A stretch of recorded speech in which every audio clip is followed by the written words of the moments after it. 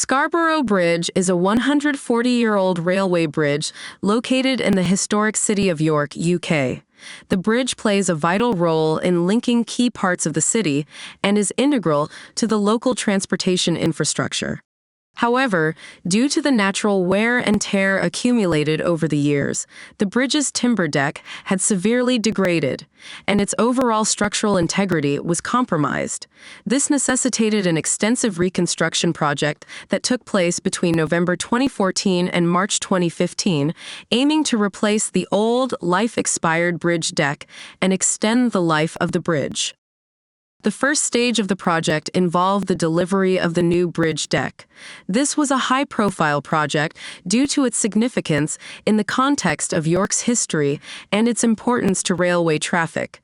This stage set the foundation for the bridge reconstruction, addressing accessibility and preparing for the logistical complexity that lay ahead. The second stage of the reconstruction project saw the deployment of a 5,001 crawler crane, which was crucial for the removal of the old bridge and the installation of the new decks. The assembly of the crane was a meticulous process, involving the delivery of the crane components in 3 separate loads over 3 days. This massive crane, with a capacity of handling loads of up to 400 tons, was set up with a substantial counterweight to ensure stability during heavy lifting operations. Stage 3 of the Scarborough Bridge reconstruction was a crucial phase that took place over a 9-day period from February 13th to 23rd, 2015. During this time, the railway line was completely blocked off to allow for the safe and efficient removal of the old bridge decks. This phase involved the execution of 6 major lifts to dismantle and remove the aging bridge structure, each lift carefully handling around 50 tons of weight at a 6-meter radius. The complexity of the operation demanded precise coordination between the engineering teams, crane operators, and safety personnel. The use of the 5,001 crawler crane, which was assembled with up to 400 tons of counterweights in the previous stage, enabled the precise and stable lifting of the heavy bridge sections. Each lift had to be executed with pinpoint accuracy to avoid any damage to nearby structures and infrastructure. Weather conditions were closely monitored to mitigate risks, as any unexpected wind or instability could compromise the safety of the operation. By the end of the 9-day period, all 6 lifts were successfully completed, effectively removing the existing bridge and paving the way for the installation of the new decks. Stage 4 of the Scarborough Bridge reconstruction was centered on the preparation and installation of the new bridge sections. After the successful removal of the old bridge decks, this stage focused on installing the newly fabricated bridge decks designed to enhance durability and reduce future maintenance efforts. The primary material chosen for the new bridge was weathering steel, known for its high durability and corrosion resistance. This steel type develops a protective rust layer over time, shielding the inner material from further corrosion, which helps extend the bridge's lifespan while minimizing future maintenance requirements. The installation process was both complex and demanding. 4 new bridge decks needed to be carefully positioned and secured. Each deck weighed around 61 tons, and the lifting process required precise control. The use of the 5,001 crawler crane, equipped with extensive counterweights, enabled these heavy lifts to be conducted with a 61-meter reach. These lifts had to be executed with meticulous precision to avoid any potential misalignment or safety risks. Close attention was paid to the fitting and securing of these new sections, ensuring a seamless and structurally sound connection between them. The project's engineers coordinated the positioning of each deck using precise measurements and advanced lifting techniques. Safety protocols were rigorously adhered to, and external conditions like wind speeds were continuously monitored to maintain stability during the lifts. Choosing weathering steel for the new decks was a strategic decision aimed at minimizing long-term maintenance liabilities. Stage 5 of the Scarborough Bridge reconstruction focused on installing the new tracks over the reconstructed bridge. This began with laying approximately 800 tons of ballast, which formed a stable foundation for the new track.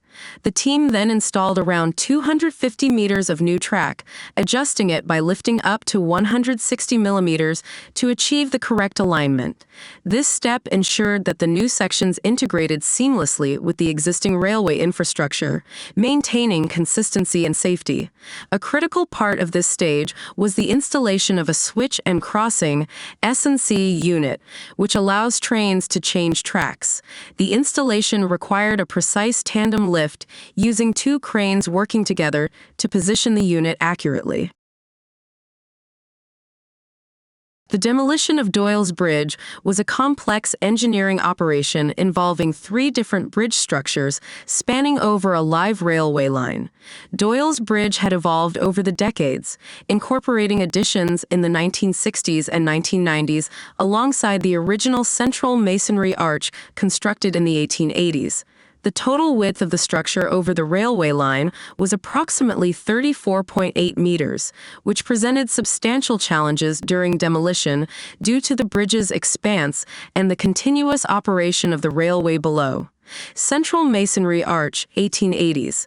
The original section of Doyle's Bridge was a traditional masonry arch built in the late 19th century. This historical segment was a testament to the bridge building techniques of the era, featuring robust stone or brick construction and an elegant archway design. Over time, this central section began showing signs of age and structural wear, necessitating interventions in the later decades to expand and reinforce the bridge. Precast beam structure, 1960s. The first major addition to the original masonry arch came in the 1960s when a precast concrete beam was installed. This single-span structure was designed to extend the bridge's width and handle increased traffic loads. It marked a shift from the older masonry style to modern concrete construction techniques, allowing for faster, cost-effective additions to the bridge. Precast beam structure, 1990s. The second edition, also a single-span precast concrete beam, was made in the 1990s. This expansion provided further support and capacity, addressing the growing demands of traffic and increasing structural safety standards. The primary challenge during the demolition of Doyle's Bridge was the presence of a live railway line directly below. The railway tracks beneath the bridge were active, meaning any demolition work had to be carefully coordinated to minimize disruptions and ensure safety. This required precise planning and execution to avoid compromising the structural integrity of the railway and ensure the safety of workers and train operators. To reduce the impact on railway services and maximize safety, mainstream demolition works were conducted at night. Nighttime operations are typically chosen in such scenarios to take advantage of lower train traffic and scheduled line closures. However, this presented unique challenges, as working in the dark often demands additional precautions, including enhanced lighting, heightened safety protocols, and clear communication among demolition teams. The demolition team needed to disassemble the various sections of the bridge differently based on their structural types. The masonry arch, which formed the core of the original bridge, required meticulous deconstruction to prevent any unintended collapse or debris from falling onto the railway below. Meanwhile, the precast concrete beams from the 1960s and 1990s editions had to be dismantled using specialized machinery, likely involving cranes and concrete cutters, to lift the beams away safely. The demolition of Doyle's Bridge illustrates the complexities involved in deconstructing aging infrastructure while maintaining public safety and minimizing disruptions to essential services. The bridge's mixed composition of a historical masonry arch and modern pre-cast concrete beams required a tailored approach, with the central focus on avoiding any impact on the live railway line below. Conducting the mainstream demolition works primarily at night demonstrated the importance of planning and timing in civil engineering projects where ongoing public transport or essential services are involved. Installation of a new Underbridge on Cork to Dublin rail line over the Easter Bank holiday weekend of 2018, a significant milestone was achieved on the Cork to Dublin rail line, marking a new chapter in the ongoing development of Irish infrastructure. A new underbridge was installed beneath the busy rail line by a collaborative effort between CISC, one of Ireland's largest construction companies, and Irish Rail. This intricate project required detailed planning, months of preparation, and precise execution to ensure minimal disruption to rail services and to maintain public safety. Here, we will explore the planning, construction, and installation of the underbridge in detail. The installation of an underbridge on a mainline rail track is a complex engineering feat that demands meticulous planning. In this case, the project involved constructing the underbridge in sections over the preceding months, adjacent to the operational rail line. This pre-construction strategy ensured that the installation could be executed swiftly during the Easter bank holiday weekend, when rail traffic is typically reduced. This method of pre-constructing sections was advantageous as it minimized the disruption to daily commuters and freight services between Cork and Dublin. The Cork-Dublin rail line is one of the busiest in the country, and careful scheduling was essential to avoid major inconvenience. By opting for this approach, the construction team could meticulously plan every detail, from the dimensions and structural integrity of the sections to the logistics of installation. Work commenced at 12:30 a.m. on the morning of Good Friday, marking the beginning of a critical 81-hour window for CISC and Irish Rail. The timeline was tight, and any delays could have extended the disruption to rail services beyond the weekend, which would have been an inconvenience to thousands of passengers and freight operators. With the clock ticking, the construction team initiated the operation by removing the existing rail infrastructure to clear the space for the new underbridge.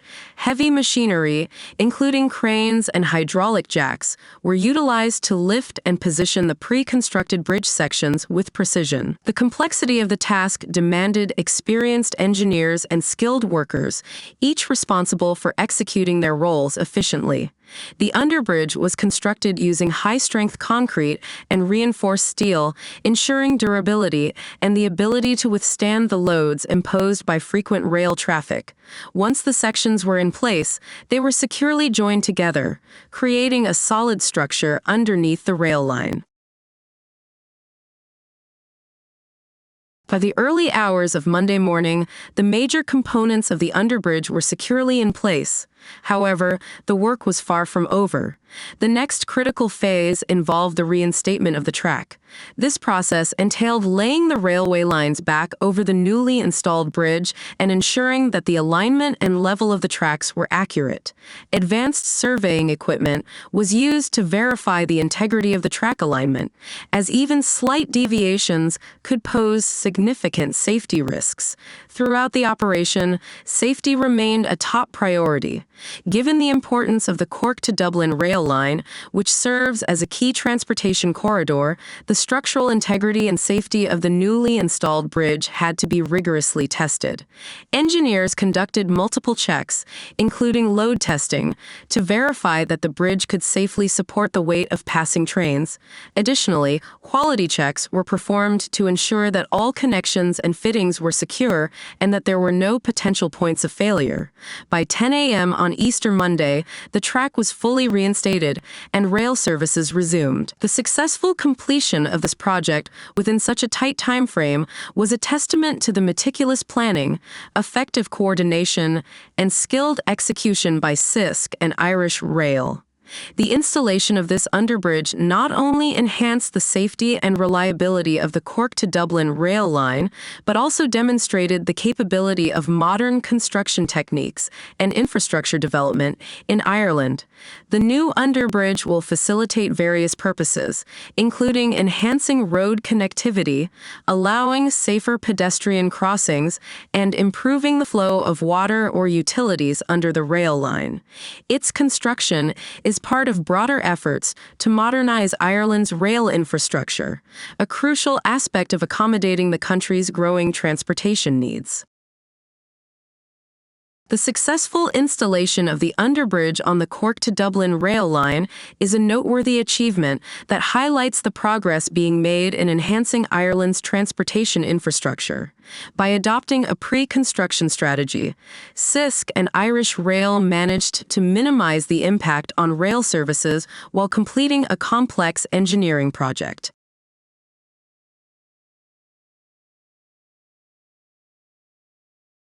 The Linkbelt 248 HSL is a versatile 200-ton, 181.44 metric tons lattice crawler crane designed for heavy lifting tasks, making it ideal for infrastructure projects. The crane is powered by a reliable Cummins QSB 6.7 diesel engine, delivering up to 215 hydrogen phosphide, and features a maximum boom length of 300 featuring 91.44 meters, with a maximum jib combination extending up to 370 featuring 112.8 meters. The 248 HSL's robust construction and advanced hydraulics enable precise control during complex lifting operations, ensuring stability and safety at high capacities.